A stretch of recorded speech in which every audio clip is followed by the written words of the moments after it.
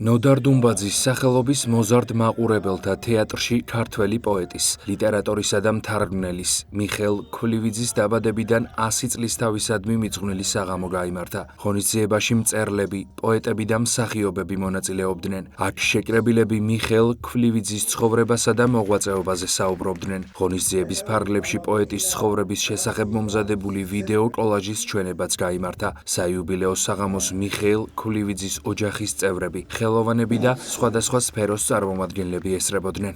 რამდენი წელი გავიდა, რაც მე ბატონ მიხეილთან ერთად ყოფილვარ რამოდენიმეჯერ. საღამოებზე მისი ლექსები წამიკითხავს, სუფრაზე. აი ასეთი საქართველოში პოეტებს რა დალევს და ბრწყინვალე პოეტები ყავს. თავისი გამორჩეული მანერა ჰქონდა ლექსის წარმოთქმის, რომელშიაც ჩემის აზრით მთავარი იყო გრძნობა და ემოცია. აი მიხეილ ქვრივიძის ყველა ლექსში, მე 2 ლექსს ვკითხულობ დღევანდელ საღამოზე, ორივეში არის ისეთი რამ, რომელიც ახალგაზრდაც რო ვიყავი, მაშინაც მაღელვებდა და დავბერდი და ისეთი შეგძლება მაქვს, როდესაც მის პოეზიას წარმოვთქვა. ეს იყო ძალიან გამორჩეული პოეტი საქართველოში.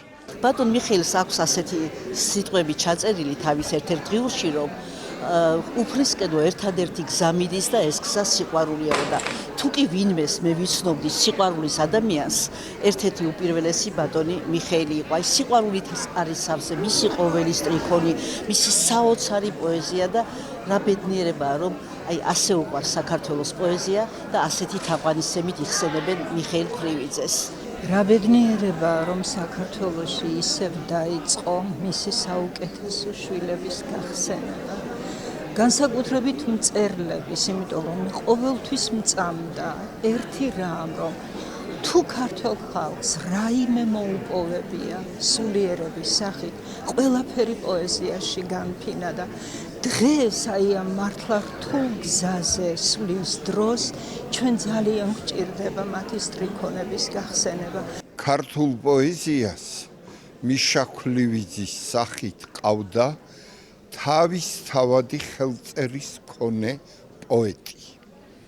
გარდა იმისა, რომ მიშა იყო საოცრად ნიჭიერი პოეტი, იყო დიდი საზოგადო მოღვაწეც.